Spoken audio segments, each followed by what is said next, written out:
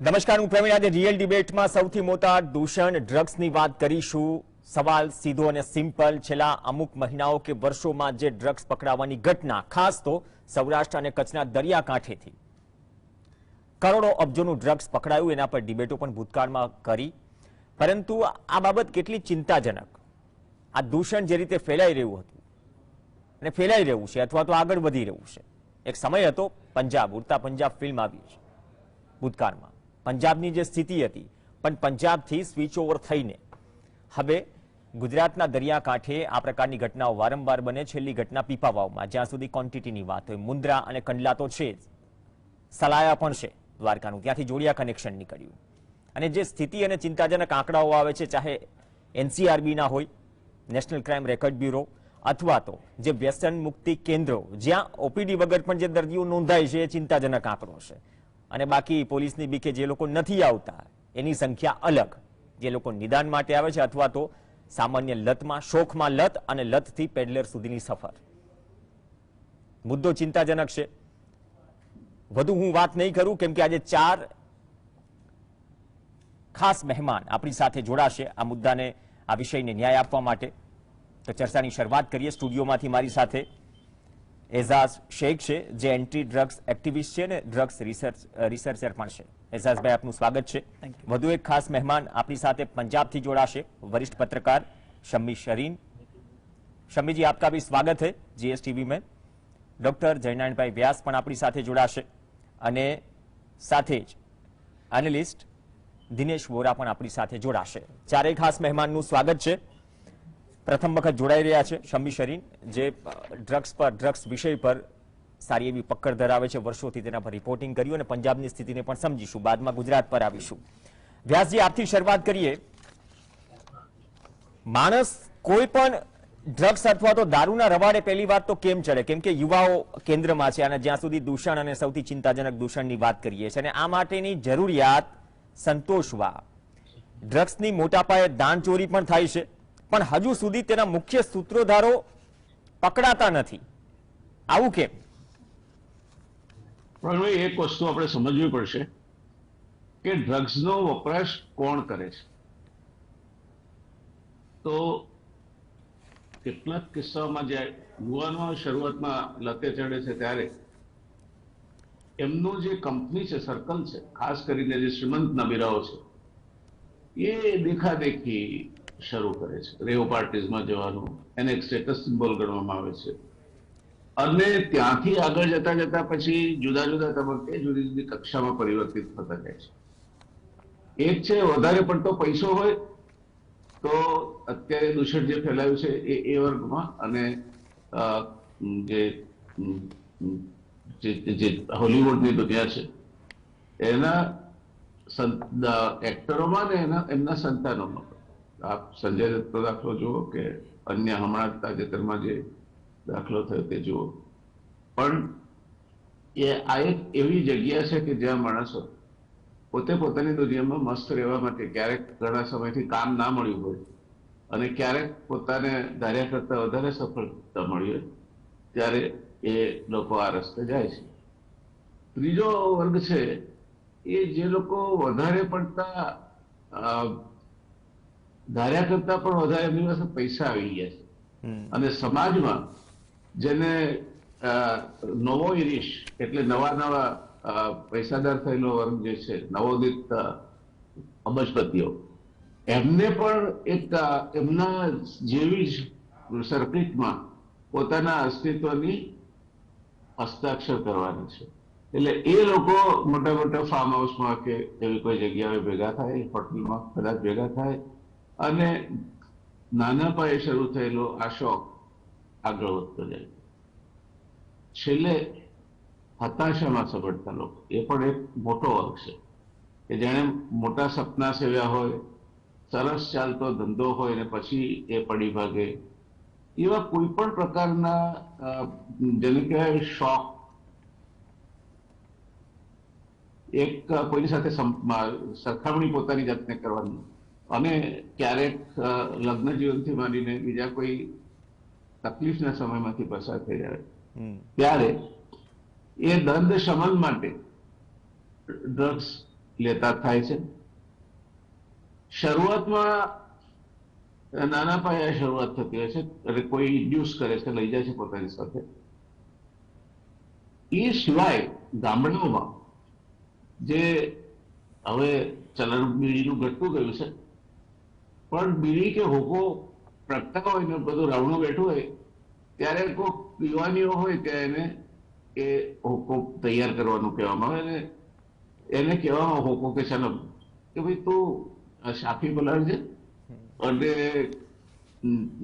ચલણ કે હોકામાં આ બધો મસાલો પૂરી ઉપર અંગારા મૂકી અને લેતા આવો, પણ જોજો રાખ ઉપર રાખ અંગારા પર ન છવાઈ જાય. એટલે એને ચેતતી રાખવા માટે એ બે ચાર કશ મારે છે અને આ એના માટે શરૂઆત છે. ભાંગની વાત પણ એવી જ છે. હું એવા કુટુંબોને જાણું છું કે જેમાં બાળક જન્મે પછી 1-2 મહિનામાં, 6 મહિનામાં, 12 મહિનામાં એને ઘરમાં આખું ઘર ભાંગ ખાતું હોય કે પીતું હોય એને રવાડે ચડાવી દેવામાં આવે છે. એટલે એ કુટુંબના બધા જ બાળકો માટે ભાંગ એટલે એનું નામ જ વિજયા છે. એટલે વિજયાનું સેવન એ લગભગ આખા પરિવાર સાથે બેસીને કરતા હોય તે પ્રકારની સ્થિતિનું નિર્માણ થાય છે. આમ તો ભાંગના મેડિકલ ઉપયોગ પણ છે. એ તમારો શંકર ભગવાનના ઉપર ભાંગ એટલા માટે છે એ શાતા પૂરી પાડે છે, તમને ટ્રન્ક્વિલાઇઝર તરીકે પણ કામ કરે છે. તો ભગવાને જે ઝેરનો ઘૂંટડો વચ્ચે અટકાવ્યો હતો એને ટપકાવ્યો ગળાના વચ્ચે અટકાવીને, અને એના કારણે જે એમના શરીરમાં બળતરા ઉભી થઈ ત્યારે કેટલીક વસ્તુઓનો દર્દશામક તરીકે પ્રયોગ તો ભાંગ એમાંની એક છે. એટલે શિવ મંદિરમાં અભિષેક થાય, ખાસ કરીને મહાશિવરાત્રી કે એવા કોઈ પ્રસંગે, ત્યારે ભગવાનને અચૂક ભાંગ ચડાવવામાં આવે છે. એટલે આ વિવિધ કારણોસર લોકો ડ્રગ્સના રવાડે ચડે છે. અને એનો એક ફેલાવો કરનાર સંસારથી વિરક્ત મે બી ખ્યાતિ પ્રાપ્ત એવા સાધુ સંન્યાસી પણ હોય છે. જોકે બધા જ આ ડ્રગ્સનું સેવન કરે છે ને, પણ ચરસ ફૂંકો નહીં તમે તો નાગાબાઓના સાથે જોડાઈ જ ન શકો. એ પોતાના સમુદાય સિવાય કોઈને પોતાની સાથે રહેવા નથી દેતા. એટલે આ વિવિધ કારણોસર તમને ડ્રગ્સના રવાડે ચડવાનો મોકો પ્રાપ્ત થાય છે. અને જો તમે એકવાર એના નશામાં સપડાયા તો પેલા દારૂબંધી માટે જાહેરાત આવતી કે તમે દારૂને શું પીશો, દારૂ જ તમને પી જશે. એટલે એ પરિસ્થિતિનું નિર્માણ થાય, એડિક્ટ બને એટલે ડ્રગના બંધાણી બને. એમને જોઈએ એટલે જોઈએ જ એક સમય. પણ એ માણસો માટે નથી. જ્યાં અફીણનું વાવેતર થાય છે ત્યાં વાંદરાને પણ જોઈએ છે. એટલે ખેતરમાં પડ્યા વાંદરા અને એમને ટેવ પડી ગઈ કે આટલો અફીણનો ડોઝ જોઈએ, એટલે પછી જે દળે ન મળે ત્યારે ઝાડ પર બેઠા બેઠા ઝૂલતા હોય છે માથું હલાય. એટલે એ આ બંધાણીની કેટલી તરફ થાય છે આ પ્રકારની ટેવ પડે પછી, એનું પણ એક ઉત્તમ ઉદાહરણ છે. એટલે આ બધી વિવિધ કારણોસર લોકો નશામાં સપડાય છે. અને પછી એક વખત તમે એના તાબામાં આવ્યા એટલે પછી છૂટવાનું બહુ મુશ્કેલ છે. અને આપણે બહુ માઇલ્ડ નશો કહીએ તો ચા પણ તમને ટેવ પડી ગઈ કે સવારમાં ચા ના પીએ તો આપણો દિવસ ના ઉગે. એ પણ એક પ્રકારનું ડિપેન્ડન્સી એડિક્ટ કહેવાય ચા કે કોફી પર. આ માઇલ્ડ એડિક્ટ, ડિપેન્ડન્સી એડિક્ટ અને પછી રિયલ એડિક્ટ, આ બધા પ્રકારના બંધાણીઓ આગળ જતા જતા ગ્રેજ્યુએટ થવો હોય તો છેવટે દે બીકમ એડિક્ટ ડિપેન્ડન્ટ. એટલે આનું ડ્રગ્સનું મૂળ છે. સવાલ છે ડ્રગ પ્રાપ્તિનો. એમ તો એમ્ફેટામાઇનનો પાવડર પણ સિગરેટની સાથે પીવાય છે. એટલે આ બધા જુદા જુદી રીતે બધું જુદી જુદી રીતે લેવાય છે. અને સરવાળે મૂળ હેતુ માણસનો પોતાની સંવેદનાઓને કાં તો બ્લોક કરવાનો અથવા તો જો હતાશામાં હોય તો હતાશા ભૂલવાનો છે. અને હતાશા સપડાયેલ માણસ ડ્રગનો એકદમ બંધાણી થઈ જાય એટલે એને એ સમયે ડ્રગ ના મળે તો એની આંખો, હાથ, નાક, પગ બધે નસો ખેંચાવા માંડે. ઇવન વીછી કે સાપનો ડંખ વાગે એ પણ નશાનો એક પ્રકાર છે. એટલે એવા પણ બંધાણીઓ છે કે જે અમુક સમયે જઈને ઝેરી વીછી કે સાપનો ડંખ મરાવી આવે તો જ એમનો જિંદગી આગળ ચાલે. ગુજરાતને લાગેલું છે ત્યાં સુધી ગુજરાત દેશનો 1/3 એટલે કે ત્રીજા ભાગનો દરિયાકાંઠો ધરાવે છે. અને આટલો મોટો દરિયાકાંઠો હોય એને સંપૂર્ણપણે તમે કવર કરો એ તો એટલું શક્ય નથી. જોકે આપણા ત્યાં તો કોસ્ટગાર્ડ પાસે પણ પહેલા દાણચોરોને પકડવા માટે કોસ્ટગાર્ડ કામ કરતું હતું, ત્યારે દાણચોરોની સ્પીડ બોટ એ કોસ્ટગાર્ડ એને પહોંચી જ નથી શકે. એટલે કોસ્ટગાર્ડની સાધનોની મર્યાદા છે, સંખ્યાની મર્યાદા છે, અને આપણો દરિયાકાંઠો એ દેશની કુલ દરિયાકાંઠાની જે લંબાઈ છે એનો ત્રીજા ભાગનો છે.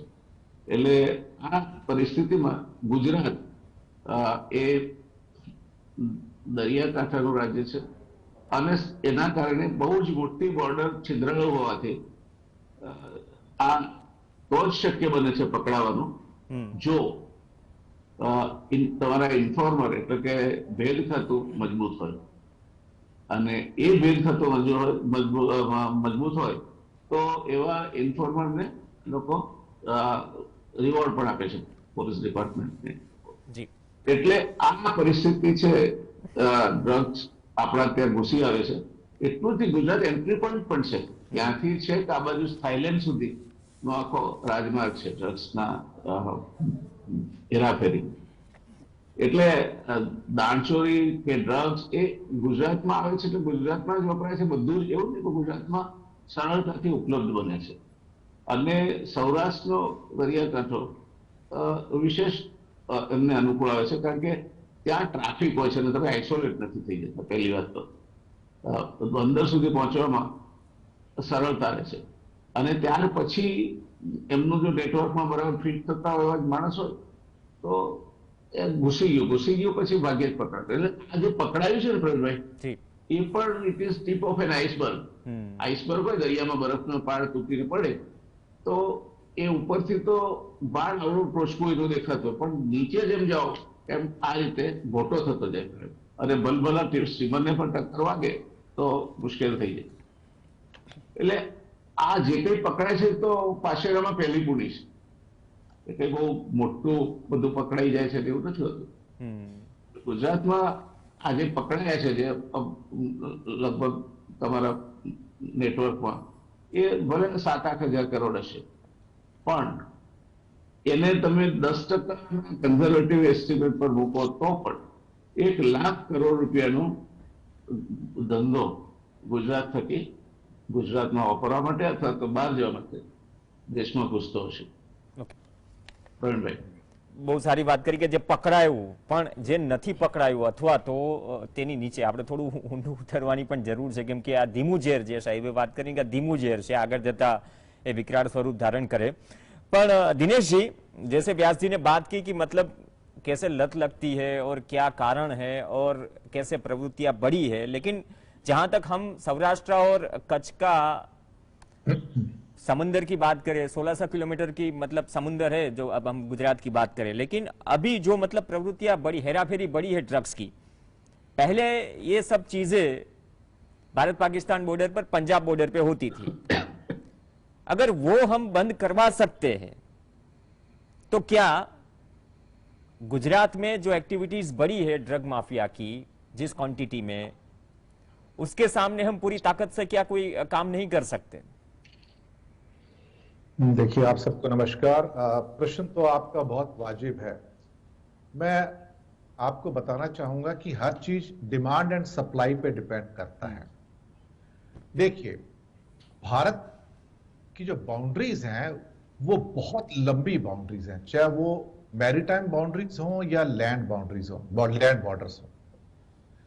दूसरी बात कि जब छोटी क्वांटिटी लानी होती है तो फिर वो लैंड बॉर्डर से आसान हो जाता है, और ज्यादा आसान तब हो जाता है कि जब आपके पुरस बॉर्डर्स हैं, खासतौर से बहुत जगह पे नेपाल के साथ, और खासतौर से बहुत सारी जगह पे जिसे आप कह सकते हो पंजाब, राजस्थान, गुजरात के साथ जो लैंड बॉर्डर हैं. तो स्मॉलर क्वांटिटीज हमेशा लैंड बॉर्डर से आती हैं और जो बिगर क्वांटिटीज हैं वो हमेशा पोर्ट से आती हैं. देखिए, पोर्ट से बढ़ने का कारण एक ये भी है कि भारत में धीरे धीरे ये नारकोटिक्स ड्रग्स का कंजप्शन बढ़ा है। उसके बढ़ने के पीछे क्या है कि लोगों की पॉकेट में स्पेयर मनी है, प्लस उनकी हैबिट्स चेंज हो रही हैं और वो ज्यादा स्ट्रेस में रहते हैं काम की वजह से, और उस स्ट्रेस को मिटाने के लिए फिर वो डिफरेंट किस्म के जो नारकोटिक्स ड्रग्स होते हैं उसका सेवन करते हैं। अब इनकी अवेलेबिलिटी बहुत आसान हो गई है, व्हाट्सएप के ग्रुप पे हैं, सोशल मीडिया ग्रुप्स पे हैं, अलग अलग नामों से, कोड नेम, 70 किस्म के कोड नेम से अलग अलग एरिया में। तो आप देखेंगे कि जैसे जैसे लोगों की पॉकेट में बढ़ रहा है, डिमांड बढ़ता है, डिमांड बढ़ता है तो सप्लाई बढ़ता है। पोर्ट्स को अगर हम देखें तो अब मैंने उन एरियाज में काफी काम किया है, तो आप पाएंगे कि आज से करीब करीब समझो 30, 40, 50 साल पहले पोर्ट कंटेनराइज नहीं होते थे। अभी सारे के सारे पोर्ट्स जो कंटेनराइज्ड हैं, और वहां पे जो उनको जो कस्टम्स चेक होते हैं वो बेसिकली होते ही नहीं है, क्योंकि वो स्क्रीनिंग बेसिस पे चल जाते हैं सारे। वहां स्क्रीनिंग मशीन लगी हुई है, कंटेनर गुजरते हैं वहां से, तो जरूरी नहीं हर कंटेनर खोला जाए। फिर 20 फीट के कंटेनर है, 40 फीट के कंटेनर है, और आज की डेट में इतनी भारी मात्रा में कंटेनर आ रहे हैं कि उनको किसी भी हालत में चेक करना बहुत मुश्किल है। मैं आपको बताऊं। नंबर 2, आपके जो मुंद्रा पोर्ट हैं या बाकी सपोज करो नावा शेवा पोर्ट है मुंबई में, ये बेसिकली आज की डेट में पोर्ट से ज्यादा क्या कहते हैं ट्रांजिट पोर्ट्स में कन्वर्ट हो गए हैं। अब यहां पर क्या होता है कि ट्रेन से या बाय रोड ये कंटेनर जैसे ही उतरते जहाज से, ये अलग जो इनलैंड कंटेनर डिपोज हैं जिनको आईसीडीज कहा जाता है, ये वहां चले जाते हैं। कोई लुधियाना जा रहा है, कोई दिल्ली जा रहा है, कोई किसी और एरिया में जा रहा है जहां जहां उनकी जरूरतें होती हैं, फिर वहां पे कस्टम्स चेक हो जाते हैं उनके। लेकिन वो कस्टम चेक्स भी आज की डेट में देखा जाए तो नॉमिनल होते जा रहे हैं। जैसे जैसे टेक्नोलॉजी का जा रहा विकास हो रहा है तो फिजिकल एग्जामिनेशन नहीं होते हैं। अब भारी मात्रा में जब कंटेनराइजेशन हो रहा है तो प्रति साल जो देखा जाए तो लाखों कंटेनर्स इंडिया में आ रहे हैं। अब लाखों कंटेनर को आप चेक करना चाहें तो कौन सी मैन पावर लेके आएंगे, और ऐसी कहीं भी मैन पावर मौजूद नहीं है। आप सोचिए अमेरिका में, यूरोप में, बाकी देशों के अंदर मैन पावर है, उसके बावजूद भी ड्रग की सप्लाई नहीं रोकी जाती है। कुछ चीजें आसान हुई हैं, उसकी बैकग्राउंड में समझने की जरूरत है। देखिए, ड्रग्स, वेपन, ये आपस में इंटर रिलेटेड बिजनेसेस हैं पूरी दुनिया के अंदर, कि ड्रग्स के बदले आपको वेपन सप्लाई होते हैं और वेपन की भी सप्लाई के लिए आपको ड्रग्स होती है। लेकिन अब इसमें तीसरा एंगल और जुड़ गया है। तीसरा एंगल है जहां पेमेंट बहुत आसान हो गई है क्रिप्टो करेंसी के द्वारा। ये क्रिप्टो करेंसी इनकी पेमेंट को फैसिलिटेट कर देती है ताकि कोई दिक्कत ना आए। अब आपने कहा कि पोर्ट्स क्यों? देखिए, भारत के अंदर पोर्ट्स बहुत सारे हैं, कंटेनराइजेशन बहुत सारा है, और जब कभी भी कोई चीज सॉफ्ट टारगेट बन जाती है, अभी इस टाइम गुजरात में क्या होता है कि मुंद्रा, पीपावाव, दूसरे मेजर पोर्ट आने से गुजरात के अंदर कंटेनर्स का बिजनेस बहुत बड़ा है, चाहे एक्सपोर्ट हो या इंपोर्ट हो। उनकी मात्रा जो आज से 5-10 साल पहले थी उसके मुकाबले कई गुना बढ़ गई है, मैं आपको बताऊं। और दूसरी बात, गुजरात के जो पोर्ट्स हैं, जो उसमें कांडला भी आप ले लीजिए, वो सीधा का सीधा पूरा का पूरा नॉर्थ इंडिया को केटर करते हैं, जिसमें राजस्थान है, पंजाब है, हरियाणा है, हिमाचल है, दिल्ली है, और साथ के लगे एमपी की एरियाज हैं, कुछ और भी है, और साथ में महाराष्ट्र को भी केटर करते हैं, मैं आपको बताऊं। तो सोचने वाली बात है कि जब इतनी भारी मात्रा में कंटेनर आएंगे तो वहां पर कैमोफ्लेज करना बहुत आसान है। देखिए, डीआरआई हो, एनसीबी हो, जो लिमिटेड इनका स्टाफ है वो इंफॉर्मेशन के ऊपर काम करता है, लेकिन इंफॉर्मेंट्स जो होते हैं खासतौर से वो लोग होते हैं जो ड्रग्स से रिलेटेड होते हैं या उनकी खास अंदर इंफॉर्मेशन ले सकते हैं। लेकिन जो क्रिमिनल्स होते हैं वो हमेशा हमारे सिस्टम से 2 कदम आगे रहते हैं, इसलिए वो बहुत आराम से इन चीजों को निकाल कर ले जाते हैं। अभी सोचिए, एक छोटी सी जरूरत होती है, अगर हम कंटेनर्स को चेक करना चाहें तो हमारे पास स्निफिंग डॉग्स होते हैं। अब वो स्निफिंग डॉग्स कितने आप पैदा कर लेंगे? अल्टीमेटली उनको ट्रेन करने के लिए, उनको सब कुछ करने के लिए बहुत बड़ा इंफ्रास्ट्रक्चर चाहिए, और उतने नंबर है नहीं। अब भारत जैसा पोरस बॉर्डर, यहाँ पे वाइजैक भी है, मद्रास पोर्ट भी है, आपके उसके नीचे कोचिन पोर्ट भी है, मैंगलोर पोर्ट भी है, बॉम्बे पोर्ट्स भी हैं, और उसके अलावा गुजरात के बहुत सारे पोर्ट्स हैं। तो पोर्ट्स की तो भरमार है ना, तो आपके पास एवेन्यूज तो बहुत सारे हैं। लेकिन उतना आप कैडर कहां से लेके आएंगे जो मॉनिटर कर सके? कोई भी देश अपने इतने बड़े लंबे बॉर्डर को केटर नहीं कर सकता है। अल्टीमेटली ये डिमांड के ऊपर है और सप्लाई के ऊपर है। पंजाब और उसके खास तौर से राजस्थान के बारे में शमी सरीन साहब भी बताएंगे, लेकिन लैंड बॉर्डर से सप्लाईज कम आती हैं और यहां पर एक कंटेनर आ जाए तो हजारों करोड़ का माल एकदम आ जाता है और तुरंत इमीडिएटली इनके जो नेटवर्क होते हैं इतने स्ट्रांग होते हैं कि ये फटाफट उसको डिस्ट्रीब्यूट कर देते हैं ताकि पीछे से कोई उनके ट्रेसेस ना बचे, कोई एविडेंस ना बच सके। लेकिन इसके लिए दोष किसको देंगे? क्या इन स्मगलर्स को दोष देंगे या फिर सोसाइटी को जो धीरे धीरे अपनी हैबिट्स को चेंज कर रही है और वो कंजप्शन की सोसाइटी बन रही है? देखिए, माल तभी आएगा ना जब वो कंज्यूम होगा, जब लोगों की पॉकेट में पैसे होंगे, उनको हैबिट लग जाएगी। और जैसे उड़ता पंजाब जैसी फिल्में भी आई थी और भी कई फिल्में आई हैं जहां पर ड्रग्स का सेवन दिखाया गया है, तो पाकिस्तान उसमें एक्टिव प्लेयर है, ये हमें समझने की बात है। अफगानिस्तान एक्टिव प्लेयर है, वहां सब कुछ पैदा होता है, फिर वहां से सप्लाई होता है। और बॉम्बे जो है इसमें एक तरह से देखा है ट्रांजिट पॉइंट बन जाता है। यहां से चीजें फिर यूरोप में, अफ्रीका में और बाकी जो दुनिया के देश है वहां पर जाती हैं। मैं आपको बताऊं कि एक टाइम ऐसा था कि जब पाकिस्तान इंटरनेशनल एयरलाइंस की फ्लाइट जब न्यूयॉर्क में उतरती थी तो उसको ऐसे घेर कर रखा जाता था स्क्रीन करके कि जैसे उसके अंदर पता नहीं कितनी ड्रग्स आएगी, और ये पर डे का काम होता था। इवन इंडिया से भी कई जाने वाली फ्लाइट्स होती थी, उनके ऊपर भी मॉनिटरिंग होती थी अमेरिका के ऑफिसर्स की वहां पर। तो कहीं ना कहीं जब तक कंजप्शन की जो नंबर्स हैं बढ़ते चले जाएंगे, लोगों की पॉकेट में पैसा है, तो इनको तो एक्सट्रीम मिल ही जाएगी, तो ये लोग तो लेके आएंगे ही लाएंगे, इसमें कोई शक वाली बात नहीं है। और मॉनिटरिंग आप कितनी करेंगे अल्टीमेटली साहब? कुछ हजार हमारे कुछ लोग हैं जो कस्टम्स भी देखेंगे, एक्साइज भी देखेंगे, जीएसटी भी देखेंगे, एनसीबी भी देखेंगे, डीआरआई भी देखेंगे, तो मैन पावर इतनी नहीं है। और भारत विशाल देश है साहब, यहां पर तो नॉर्थ ईस्ट के कितने बॉर्डर्स हैं, वहां पर जाए देखेंगे, लैंड बॉर्डर्स है, नेपाल पोरस बॉर्डर है, तो बड़ा मुश्किल हो जाता है ना ये तो इस मामले में मुझे लगता है कि जो ड्रग्स का कारोबार है अब तो फिलिप मिल चुका है, अब तो उनको क्रिप्टो करेंसी भी है, अब वो वेपनरीज भी हैं, और तालिबान गवर्नमेंट है जो पहले विरोध करती थी अब सपोर्ट कर रही है। तो हम चारों साइड से ऐसे लोगों से घिरे हुए हैं जो होस्टाइल हैं, जो इस चीज को रोकना नहीं चाहते। नेपाल से भी आ रहा है, पाकिस्तान से भी आ रहा है, अफगानिस्तान से तो खैर मुख्य अड्डा है ही है, और अब सी पोर्ट जो हमारे सॉफ्ट टारगेट है, क्योंकि कितना मॉनिटर करोगे, ये बात सही है। ये मेरा आपके लिए पहला सबमिशन है। ओके, धन्यवाद दिनेश जी। ब्रेक के लिए रुकेंगे, सरीन साहब के पास भी जाना है।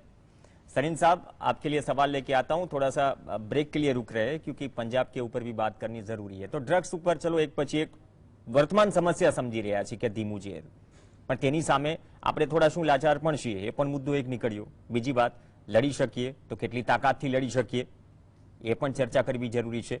બ્રેક બાદ ચર્ચા યથાવત। Welcome back. ગુજરાતનો દરિયાકાંઠો ડ્રગ્સ માફિયાઓ ડ્રગ્સની હેરાફેરી માટે નવો ટ્રાન્ઝિટ પોઈન્ટ બનતો જઈ રહ્યો છે। चर्चा आगे बढ़ाइए। सरीन सर हमारे साथ है, शम्मी सरीन जो वरिष्ठ पत्रकार है पंजाब के। सरीन साहब, ब्रेक पहले दिनेश जी को आपने सुना, व्यास जी को सुना। पंजाब ड्रग्स के बारे में पास्ट जो है काफी बदनाम था, लेकिन भारत पाकिस्तान सीमा के माध्यम से नशीले पदार्थों का प्रवाह रोकने में अच्छी सफलता भी मिली और मिल रही है। लेकिन ये सब गतिविधियां अब शिफ्ट हो रही है गुजरात में, पोर्ट्स पे। उसका कारण क्या है, और क्या आपको लगता है कि कोई ठोस कदम उठाकर इतनी बड़ी मात्रा में जो गुजरात की सीमा से देश में प्रवेश करने वाले ड्रग्स का जो मतलब क्वांटिटी है उसको क्या रोका जा सकता है? देखिए, ऐसा है कि जो ड्रग स्मगलिंग के लोग हैं, जो सारा माफिया है, ये नए नए ढंग तरीके ढूंढता रहता है। पंजाब में भी बहुत सारे फेसेस आए हैं जिसमें कभी तो जब तक बॉर्डर पर कटीली बाड़ नहीं लगी थी तब तक तो ये कॉरियर्स होते थे, उनके थ्रू ये कारोबार चलता था। जो पीछे बैठे आका थे वो तो सामने आते नहीं थे, लेकिन लोगों को भेजा जाता था, रात के अंधेरे में पाकिस्तान भेज दिया जाता था, फिर वो सुबह धूप निकलने से पहले वापस आ जाते थे और अपना काम हो जाता था, पैसे ले गए, वहां से सामान लाए, इधर आ गए। इस तरह से ड्रग्स आते जाते रहे। फिर 80s में जाकर जब बहुत ज्यादा ये समस्या बढ़ गई तो कटीली बाड़ लगाई गई। उसके बाद ये जो काम था जो भारत के अमृतसर और लाहौर के बीच में जो समझौता एक्सप्रेस रेलगाड़ी चलती है, उसके थ्रू ये काम शुरू हुआ। कुछ लोगों से ड्रग्स पकड़े जाने लगे, कुछ सामान में आने लगे।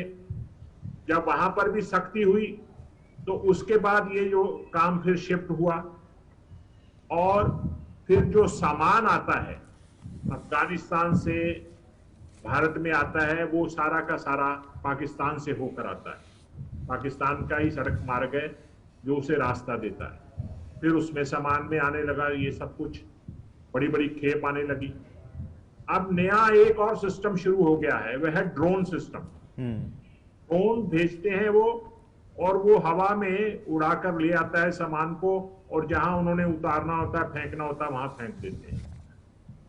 इसी तरह से लेकिन पंजाब में साथ साथ में जब ये चीजें पकड़ी जाती हैं, तो क्योंकि बीएसएफ का भी सारा पहरा है, पूरा बॉर्डर पर बीएसएफ वाले जवान बैठे हुए हैं, उनकी मेहनत भी रहती है, जो खुफिया एजेंसीज हैं उनके काम भी चलता है, और फिर पंजाब पुलिस है उसमें है। लेकिन ये मैं बताना चाहता हूं कि अभी तक पंजाब में जो नशीले पदार्थों का जो काम है उस पर पूरी तरह से अंकुश नहीं लग सका है। हजारों जो हमारे नौजवान हैं अभी तक वो ये नशीले पदार्थों में फंसे हुए हैं। बहुत सारे हर हफ्ते हमारे यहाँ खबर आती है कि 2 नौजवान मर गए, 3 नौजवान मर गए ओवरडोज लेने से। अब ये जो नया उन्होंने रास्ता निकाला है समुंदर वाला, तो उसमें जो है बड़ी बड़ी खेप आने लगी। अभी मैं वोरा साहब को भी सुन रहा था, तो वो भी ये बता रहे थे कि इतनी बड़ी संख्या में कंटेनर आते जाते हैं, उन हर एक कंटेनर को चेक करना संभव नहीं है, और फिर वो जो कंटेनर है पूरे देश में जाते हैं। अब जैसे पंजाब के भी कुछ लोग हैं, व्यापारी लोग हैं, जो सामान बाहर से मंगवाते हैं, आयात करते हैं, तो वो उनके भी जो कंटेनर है वो आपकी जहां जहां बंदरगाह है उनके थ्रू आते हैं, वहां से पहुंचते हैं, और इसी तरह से देश के जो और राज्य हैं वहां भी ये पहुंच रहे हैं सारा कुछ। तो ये क्या है कि जितने हमारे सुरक्षा बल मुस्तैद हैं उनसे भी ज्यादा आगे हैं ये जो माफिया है, ड्रग माफिया है। ये इनका भी नेटवर्क बहुत जबरदस्त है। और पंजाब में तो ये माना जाता रहा है कि 3 तरह का नेक्सस रहा है। एक तो रहा है पॉलिटिशियंस, दूसरा पुलिस, और तीसरा स्मगलर। और पॉलिटिशियंस में ये रहा है कि अभी हमारे जो अकाली एक मंत्री हैं, वो अभी ड्रग केस में अभी उनका ट्रायल शुरू नहीं हुआ, लेकिन उनको पकड़कर उन्होंने विक्रम सिंह मजीठिया, जो हमारे पहले मुख्यमंत्री थे, उनके साला साहब, तो वो अभी जेल में है, लेकिन सीधे तौर पर उनसे ड्रग्स कभी पकड़े नहीं गए हैं, और कुछ आरोप हैं उनके तहत उनको रखा गया है। इसके बावजूद जो बड़े बड़े जो मगरमच्छ हैं जो इस धंधे में हैं, वो सब जो है पर्दे के पीछे हैं, उन पर कभी हाथ पड़ा ही नहीं है। वो अपने जो आगे लोग होते हैं वो इतने उनके पास सोर्सेज है कि उनको बोल देते ठीक है आप बोल दो कि मैंने ये काम किया है, आप जेल में जाओ, आपके पूरी फैमिली का ख्याल हम पीछे से रखेंगे, सब कुछ उसको मिलेगा, आपको भी सब कुछ प्रोवाइड किया जाएगा। तो इस तरह से वो बच जाते रहे हैं। और जब तक ये बड़े लोग इस सारे धंधे से जो जुड़े हुए हैं वो पकड़े नहीं जाते हैं, तो इस पर अंकुश लगाना बहुत ही कठिन है, क्योंकि वो कभी सामने आते ही नहीं है। अभी पंजाब में सरकार बदल गई है, आम आदमी पार्टी की सरकार है, वो भी बहुत ज्यादा जोर लगा रहे हैं, कोशिश कर रहे हैं कि किसी तरह ड्रग्स पर कब्जा किया जाए, ड्रग्स के इसको खेल को खत्म किया जाए। लेकिन एक पंजाब में अच्छी जो बात नजर आई है, वो जो गांव की जो पंचायतें हैं उन्होंने अपने तौर पर जो है वो उनको गांव में कौन किस घर से नशा मिल सकता है, किस घर से हेरोइन मिल सकती है, अफीम मिल सकती है, स्मैक मिल सकती है, वो गांव वालों को पता होता है कि भाई ये धंधा करता उनको। तो वहां पुलिस वाले तो पैसे पूसे लेकर चुप रह जाते हैं, लेकिन लोगों ने वहां पर बहुत सारे लोगों ने ये ऐसे लोगों को पकड़वाया है, वो जेल में भी भेजा गया है।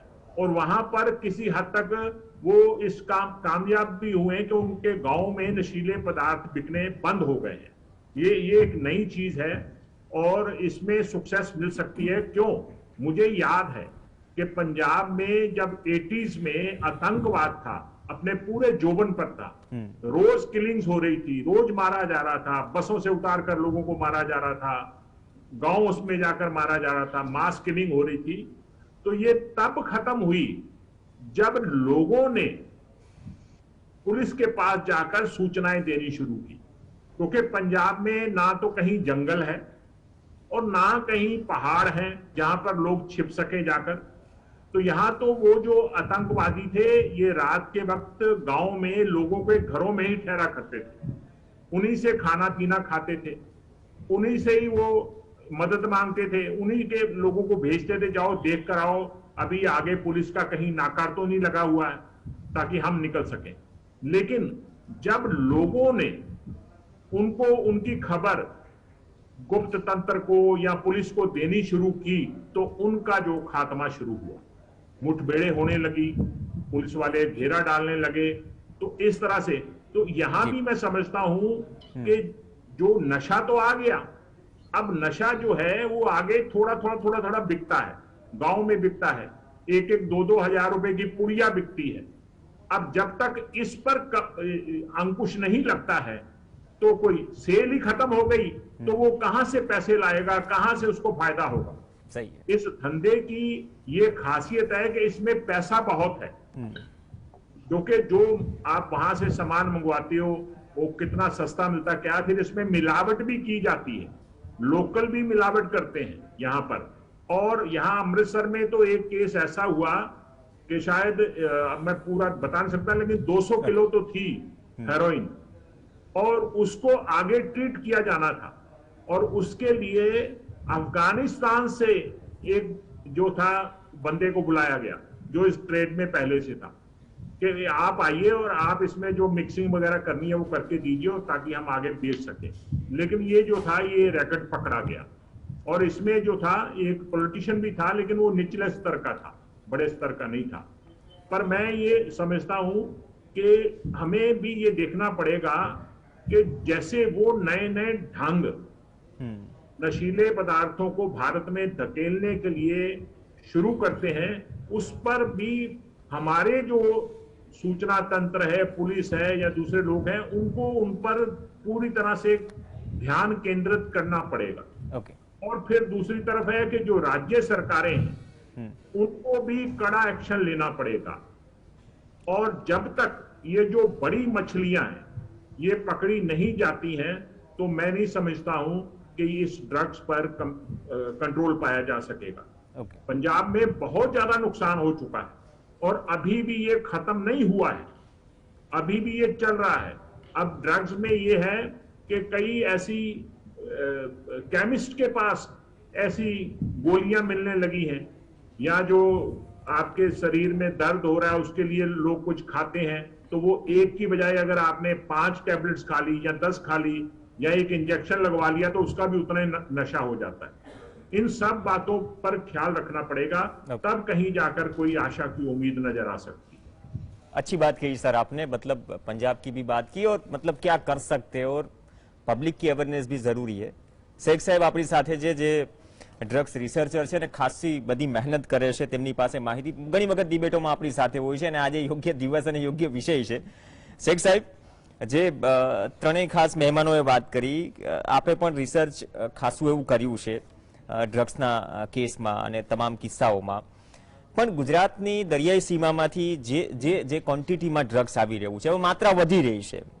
એક તો એનું કારણ શું અને કોઈ વિશેષ ઉપાયથી શું આ વાત રોકી શકાય, આ જથ્થો અટકાવી શકાય? પબ્લિક અવેરનેસ તો છે જ, પણ તમે તો પેટર્ન પૂરી ફોલો કરી રહ્યા છો, માનો છો કે ગંભીર સ્થિતિ તરફ જઈ રહ્યા છે જે ક્વોન્ટિટી પકડાઈ રહી છે? જી, થેન્ક યુ પ્રવીણભાઈ। જેમ કે એક્સપર્ટ બધા પેનલિસ્ટે જે વાત કરી એમાં જ હું ઉમેરીશ, બહુ સરસ ચર્ચા થઈ છે આજે। સપ્લાયને આપણે બહુ હોમોજીનસ રીતે જોઈએ છે। સપ્લાયને જો આપણે યોગ્ય ઓબ્ઝર્વેશનથી જોઈશું તો બે પ્રકારના સપ્લાય જોવા મળે છે. એક સપ્લાય છે ટ્રાન્સનેશનલ જે ટ્રાફિકિંગ જેને કહેવાય છે, કે જે બીજા દેશોમાંથી ગુજરાતના બંદરોથી ભારતમાં આવી રહ્યું છે ડ્રગ્સ, અને એક બીજો સપ્લાય છે જે લોકલ લેવલે સ્ટ્રીટ પેડલિંગ કે એ કહેવાય છે. બંનેના કારણો બી અલગ છે અને બંનેના ઉપાયો બી અલગ છે. આપણે ભારત જે દેશ છે એ જિયોગ્રાફિકલી બહુ વલ્નરેબલ પોઝિશનમાં છીએ. આપણા એક સાઈડ જે છે એ સાઉથ ઇસ્ટમાં એ ગોલ્ડન ટ્રાયંગલ છે, જે 3 દેશો છે એ ઓપિયમનું પ્રોડક્શન કરે છે, ઇલિસિટ ઓપિયમનું, અને નોર્થ વેસ્ટમાં આપણે ઈરાન, પાકિસ્તાન અને અફઘાનિસ્તાન જેવા ઇલિસિટ ઓપિયમ અને ઓપિએટ્સ પ્રોડ્યુસ કરનારા દેશો છે. એટલે બંને સાઈડ આપણા બહુ મોટા થ્રેટ્સ છે. અનફોર્ચ્યુનેટલી આ દેશો સાથે આપણા જે બાયલેટરલ ટ્રેડ્સ છે એ બી બહુ મહત્વના રહ્યા છે વર્ષોથી. જેમ કે એક્ઝામ્પલ આપું કે વિયેતનામ જે હેરોઇનનો બહુ મોટો પ્રોડ્યુસર છે, ઇલિસિટ હેરોઇનનો, એની સાથે આપણે 11 થી 12 બિલિયન ડોલર્સનો વેપાર કરીએ છીએ દર વર્ષે. અફઘાનિસ્તાન છે 1.5 બિલિયન ડોલરનો આપણે એની સાથે વેપાર કરીએ છીએ. ઈરાન છે એની સાથે 2.10 બિલિયન ડોલર જેટલું. એટલે બધા દેશોથી આપણું જે બાયલેટરલ ટ્રેડ છે એ સારી કન્ડિશનમાં છે. એટલે development comes with a cost એવું કહેવાય છે કે આ જે ટ્રેડ રિલેશન્સ છે અને જે જરૂરી છે ઇકોનોમિક જે અર્થવ્યવસ્થામાં બી આપણે જે પોઝિશન છે એ રહેવું પડે એવું છે. તો અહીંથી જે બી સામાન આવે છે કે જે બી એક્સપોર્ટ થાય છે એ બધા ઉપર આપણે જેમ કે પેનલિસ્ટોએ વાત કરી કે આપણે વોચ નથી રાખી શકતા, રાઈટ. અને આ જે પ્રેક્ટિકલ ઇસ્યુઝ છે એના કારણે ડ્રગ આ બંદરોથી જ્યાં વેપાર વધ્યું છે એ બંદરોથી અંદર આવી રહ્યું છે. અમુક દેશોએ જે ડેવલપ કન્ટ્રી છે ત્યાં સ્પેક્ટ્રો મેટ્રિક અને બીજા જે ટેકનોલોજીકલ એડવાન્સમેન્ટથી એ લોકો ડ્રગ ટ્રેકિંગ સિસ્ટમ બનાવ્યું છે. આપણે એ ટેકનોલોજીમાં થોડાક પાછળ છીએ. હવે તો સેન્સર્સ બી આવ્યા છે નવા, તો એ સેન્સર્સ લગાવીને બી જાણી શકાય છે કે કયા પ્રકારનો ડ્રગ કન્ટેનરમાં હોઈ શકે છે. તો એક તો એ છે કે આ જે ટ્રાન્સનેશનલ ટ્રાફિકિંગ છે એને એડ્રેસ કરવા માટે આપણે ટેકનોલોજીકલ એડવાન્સમેન્ટ તરફ જવું પડશે. જે એક પેનલિસ્ટે વાત કરી કે ઇન્ફોર્મર્સ ઉપર આપણું આખું જે ટ્રેકિંગ સિસ્ટમ છે એ ડિપેન્ડ છે. તો જે હ્યુમન ઇન્ટેલિજન્સ છે એનાથી હટીને થોડુંક ટેકનોલોજીકલ ઇન્ટેલિજન્સ આપણે ડેવલપ કરીશું તો મને લાગે છે કે ટ્રેકિંગમાં આ જે ટ્રાન્સનેશનલ ટ્રાફિકિંગમાં થોડુંક આપણે કંટ્રોલ કરી શકીશું. પણ જે લોકલ લેવલે જે પેડલિંગ થઈ રહ્યું છે, તો શું ટ્રાન્સનેશનલમાં જે ડ્રગ્સ આવી રહ્યા છે એનું પેડલિંગ થઈ રહ્યું છે એ બી બહુ ઇમ્પોર્ટન્ટ છે જોવું. તો હેરોઇન અને ઓપીએટ્સ જે આવી રહ્યા છે, આપણે વ્યસન મુક્તિ કેન્દ્રોમાં કે પ્રાઇવેટ ક્લિનિક્સમાં જે એડિક્ટ આવે છે એ ડ્રગના એડિક્ટ નથી આવતા. એ મોસ્ટલી સિડેટિવ્સના આવે છે, ગાંજાના આવે છે, એમડીના આવે છે, આ પ્રકારના ડ્રગ્સ જે લોકલ લેવલે પ્રોડ્યુસ બી થાય છે, ક્લેન્ડેસ્ટાઇન લેબ્સમાં બને છે અને સપ્લાય બી થાય છે. તો એ જે ટ્રાન્સનેશનલ ટ્રાફિકિંગના જે ડ્રગ્સ છે એ મોસ્ટલી નોર્થ ઇન્ડિયામાં અને બીજા દેશોમાં બી જતા હશે. ગુજરાતમાં પર્ટિક્યુલરલી જે મિનિસ્ટ્રી ઓફ સોશિયલ જસ્ટિસનો રિપોર્ટ બી છે 2019નો કે લગભગ 7 લાખ લોકો સિડેટિવ યુઝર્સ છે ગુજરાતમાં. તો આ જે ડ્રગ્સ છે એ ટ્રાન્સનેશનલ ટ્રાફિકિંગમાં નથી આવતા. આ લોકલ જે અલગ અલગ સ્ટેટ્સ છે જેમ કે હિમાચલ પ્રદેશ છે કે જમ્મુ કાશ્મીર છે, આ સ્ટેટ્સમાં અને ઉડીસા છે જે ગાંજાનો મોટો સપ્લાયર છે ત્યાંથી આવે છે અને લોકો એડિક્ટ થઈ રહ્યા છે. પણ આ ડ્રગ એન્ટ્રી ગેટ્સ છે ચોક્કસ જે હાર્ડ ડ્રગ્સ તરફ જવા માટે. અને કોવિડ પછી જે સિચ્યુએશન અમે લોકો ગ્રાઉન્ડ ઉપર જોઈ રહ્યા છીએ એ છે કે જે માઇલ્ડ ડ્રગ્સ કે સોફ્ટ ડ્રગ્સનો નશો કરતા હતા એ લોકો સ્ટ્રેસ અને જે ઇમોશનલ ઇશ્યુઝ છે, જે સાહેબ બી કહેતા હતા જયનારાયણ સાહેબ કે ઇમોશનલ ઇશ્યુઝના કારણે અને સ્ટ્રેસના કારણે એ પછી હાર્ડ ડ્રગ્સ તરફ જઈ રહ્યા છે. તો આ સપ્લાય કઈ રીતે કંટ્રોલ કરી શકાય, સ્ટ્રીટ સપ્લાય જે છે, તો એના માટે એનડીપીએસ એક્ટનો આપણે કેસ કરવા પડે લોકલ જે પેડલર્સ છે એમની ઉપર. પણ અનફોર્ચ્યુનેટલી ગુજરાતમાં એનડીપીએસમાં લોકલ પોલીસ કેસ નથી કરતી. હા, કેમ કે પોલીસની જે ટ્રેનિંગ છે એ પ્રોહિબિશનમાં છે, એનડીપીએસમાં નથી. એટલે તમે 2010 થી લઈને 2020 સુધી તમે જોશો 10 વર્ષમાં તો એવરેજ 70 થી 80 કેસ થતા હતા ખાલી. જ્યારે પંજાબમાં 12,000 કે 10,000 કેસો થાય અને મહારાષ્ટ્રમાં 7-8 હજાર કેસ થાય, યુપીમાં 7-8 હજાર કેસ થાય અને આપણે ત્યાં 70-80 કેસ થાય. તો આપણે એ માપી શકીએ કે એનું શું ઇમ્પેક્ટ થતું હશે. ને ઘણાને ખબર પણ નહીં હોય આ પ્રેક્ટિકલી. જી. આપણે ડ્રગ્સની ભલે ચર્ચા કરીએ. જી જી તમે તો પોલીસની એનડીપીએસ ના જે ક્રિમિનલ પ્રોસેસ છે એની એ સ્ટ્રિન્જન્ટ લો હોવાના કારણે થોડીક કોમ્પ્લેક્સ છે. તો પોલીસની જો ટ્રેનિંગ થાય અને બીજો પ્રેક્ટિકલ ઇશ્યુઝ બી છે એમાં, પોલીસને બી હું બ્લેમ નથી કરી રહ્યો. પ્રેક્ટિકલ ઇશ્યુ એ છે કે આ જે નાના પેડલર છે એ પોતે પોઝેસ નથી કરતા ડ્રગ્સ, એમની બી એક મોડસ ઓપરેન્ડી હોય છે. એ કોઈ બાળકની પાસે પજેસ કરાવે કે કોઈ એવા ગલ્લા ઉપર રાખતા હોય છે, એ પજેસ નથી કરતા. તો જો એ પકડાય બી તો જો એની પાસે ડ્રગ ના પકડાય તો એની ઉપર કઈ રીતે પછી પોલીસ બી એક્શન લે. તો આ બધા પ્રેક્ટિકલ ઇશ્યુઝ બી છે, પણ એની સાથે પોલીસની ટ્રેનિંગ બી નથી. એનડીપીએસ ની જે ક્રિમિનલ પ્રોસેસ છે અને એના કારણે જે 70-80 કેસ મોસ્ટલી સેન્ટ્રલ એજન્સીએ જ કર્યા હશે, એનસીબી અને ડીઆરઆઈ જેવી. લોકલ પોલીસ તો બહુ ઓછા કેસ કરે છે અને જે કરે છે એમાં બી બહુ પનિશમેન્ટનો હિસ્ટ્રી નથી પનિશમેન્ટની. તો આપણે જો લોનો ડર, જે લો એન્ડ ઓર્ડરનો જે ડર હોવો જોઈએ લોકલ પેડલર્સમાં, એ એસ્ટાબ્લિશ ના કરી શકીએ લોના માધ્યમથી, તો પછી આપણે કઈ રીતે એ લોકલ પેડલિંગને બી આપણે કંટ્રોલ કરી શકીશું. અને આ લોકલ જે પેડલર છે એ જ જે છે જે બહાર જે દેશોમાં બેઠા છે જે મોટા સિન્ડિકેટ્સ, એમને કોન્ફિડન્સ આપે છે કે એ 20,000 કરોડનું માલ અહીં કોના ભરોસે મોકલતા હશે. તો આ જે લોકલ નેટવર્ક હોય છે એ જ એ કોન્ફિડન્સ જનરેટ કરે છે. તો મને લાગે છે કે આ પેડલિંગ ઉપર અલગ રીતે આપણે કામ કરવું પડશે અને જે ઇન્ટરનેશનલ સપ્લાય છે, જે ટ્રાન્સનેશનલ ટ્રાફિકિંગ છે, એને અલગ રીતે એડ્રેસ કરવું પડશે. બહુ સારી વાત કરી કે પ્રોબ્લેમને એડ્રેસ કરવો પડે. હવે બીજો એક રાઉન્ડ છે, પણ આ થોડો શોર્ટ રાઉન્ડ છે.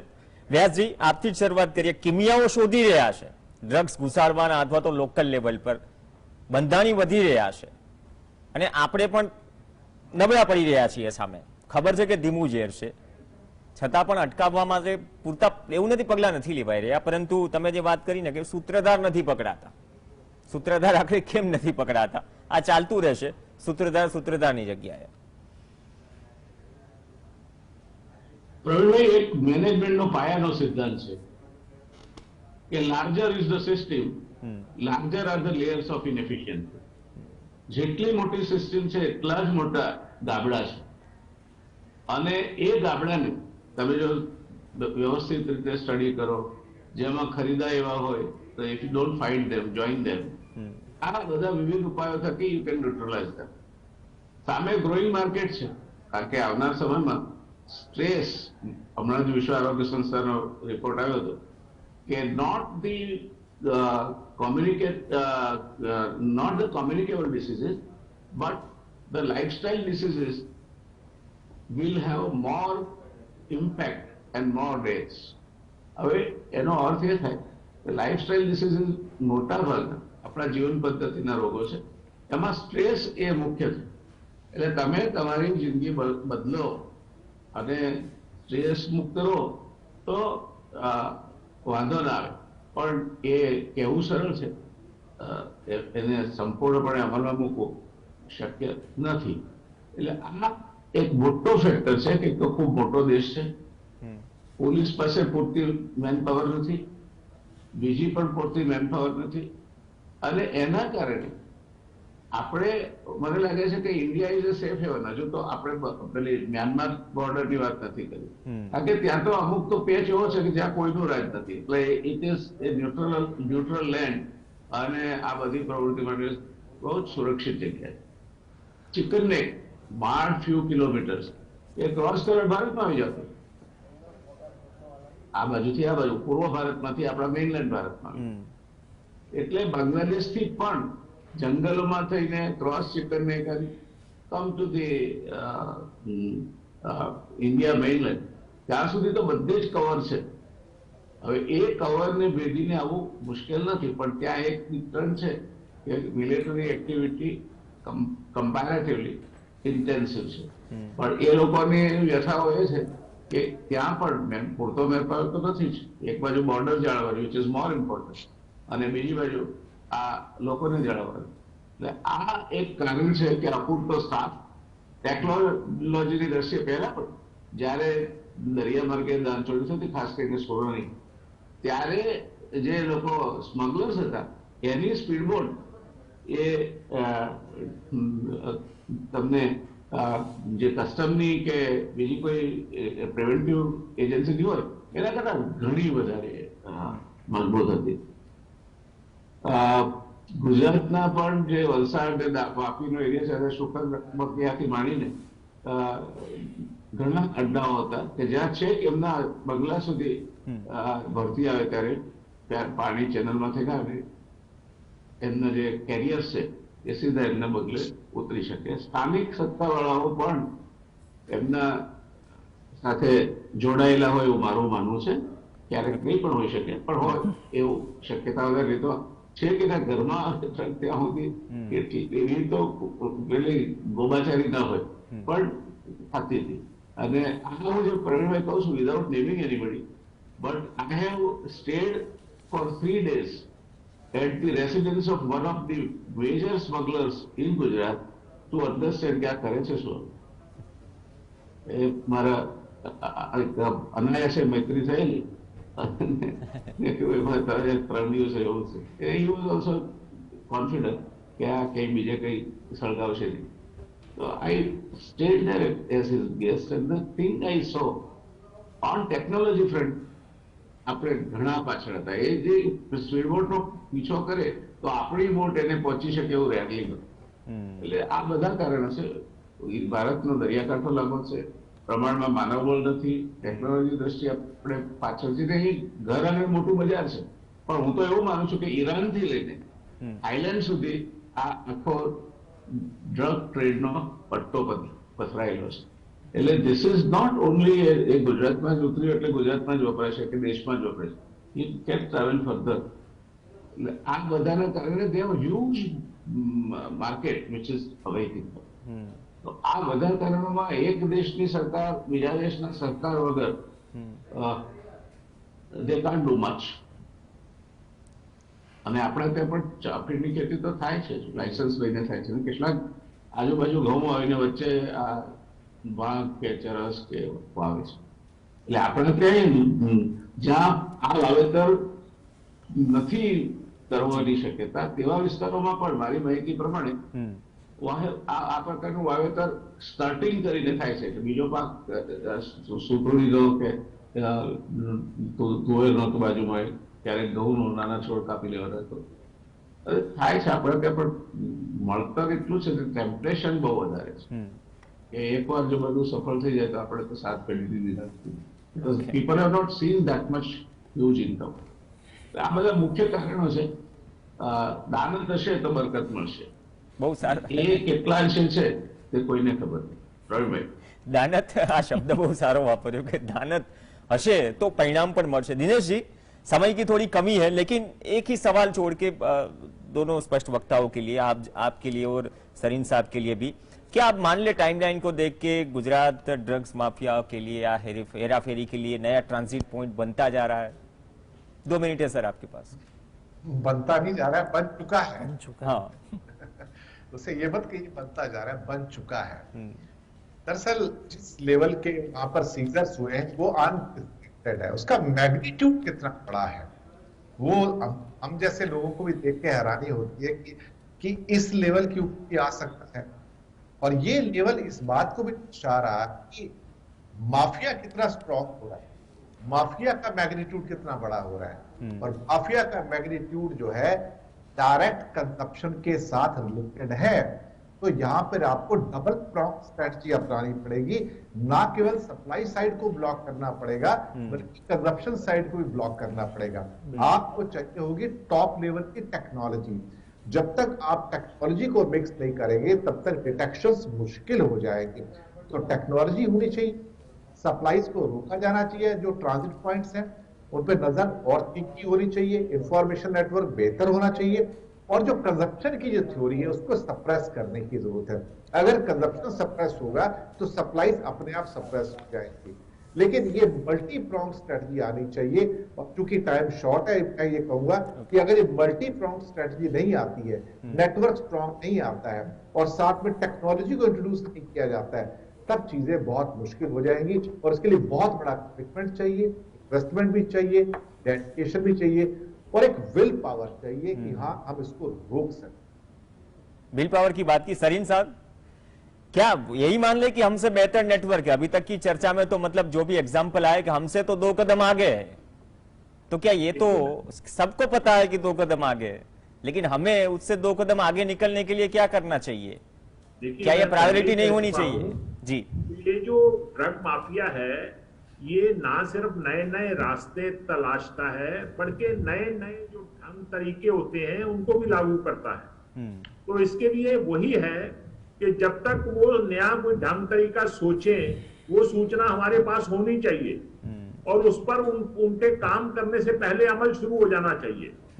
गुजरात जो इस मामले में गुजरात का नाम जुड़ा है और बड़ी बड़ी खेपें वहां से पकड़ी गई हैं, तो क्या आपको इस बात का अंदाजा है कि कितनी ऐसी खेपें होंगी जो निकल गई होंगी आराम से?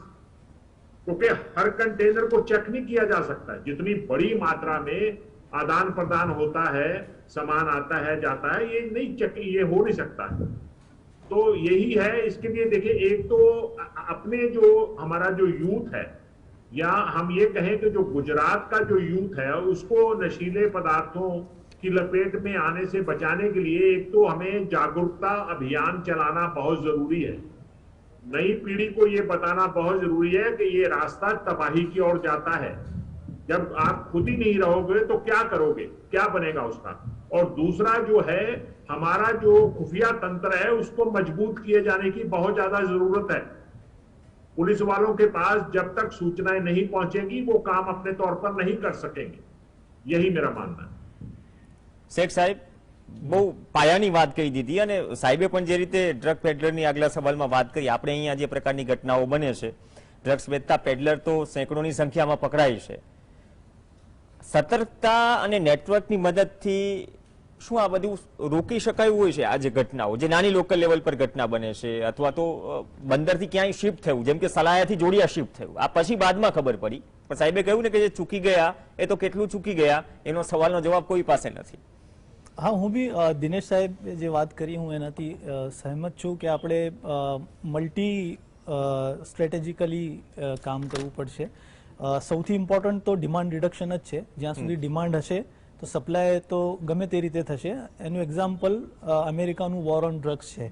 એ લોકોએ બી ઘણા વર્ષો સુધી બહુ સ્ટ્રિક્ટ પોતાની પોલિસી ઇમ્પ્લિમેન્ટ કરી વોર ઓન ડ્રગ્સ, પણ સપ્લાય કંટ્રોલ ના કરી શક્યા અને ડિમાન્ડ બી ઓછી ના કરી શક્યા.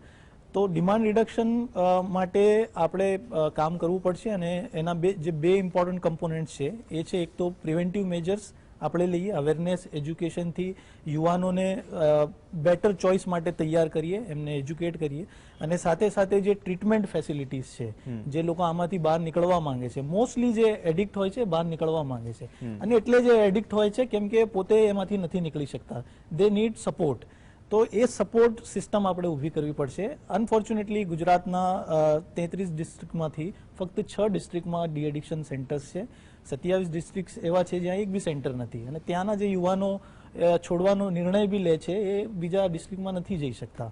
તો આ જે મિકેનિઝમ છે ટ્રીટમેન્ટ સર્વિસીસનું, એ બી આપણે સ્ટ્રેન્થન કરવું પડશે. તો પ્રિવેન્શન અને ટ્રીટમેન્ટ ઉપર ફોર્સફુલી જો આપણે કામ કરીશું તો ચોક્કસ ડિમાન્ડ રિડ્યુસ કરીશું, અને ડિમાન્ડ રિડ્યુસ થશે તો સપ્લાય ઉપર કંટ્રોલ ઓટોમેટિકલી આવશે. બહુ સરસ ચર્ચા રહી, પાયાની વાત, પ્રશ્નો છે, ધીમું ઝેરની વાત કરી, ડ્રગ્સની, યુવાનોના ભવિષ્યની વાત કરી, તેની સામે શું પગલાં લેવાની જરૂર છે અથવા તો આપણે ક્યાં કાચા છીએ એ પણ તમામ પેનલિસ્ટે વાત કરી. કદાચ ફોર્સફુલી મજબૂતાઈથી તેના પર ઇમ્પ્લિમેન્ટેશન થાય તો કદાચ જો આપણે જે ગંભીરતા દર્શાવીએ છીએ અથવા બોલીએ છીએ તેનું પરિણામ ક્યાંક જોવા મળે. પણ વાત કરીને કે દાનત અને વિલ પાવર કે ઈચ્છા શક્તિ આપણી શું છે અથવા તો પ્રાયોરિટી શું છે નક્કી કરવું પડશે, નહીં તો ટ્રાન્ઝિટ પોઈન્ટ ડ્રગ્સની હેરાફેરી માટે ગુજરાતનો દરિયાકાંઠો બની રહ્યો છે. નહીં અટક્યું તો આવનાર સમયમાં ઘણા બધા બીજા જથ્થા પણ આ ટાઈમલાઈનમાં ઉમેરાતા જશે. ધન્યવાદ ચારેય ખાસ મહેમાન દિનેશજી, સરીન સાહેબ, વ્યાસ સાહેબ અને શેખ સાહેબ ચર્ચામાં જોડાયા, ચર્ચાને રસપ્રદ બનાવી. આ સાથે રિયલ ડિબેટમાં હાલ બસ આટલું જ. નમસ્કાર.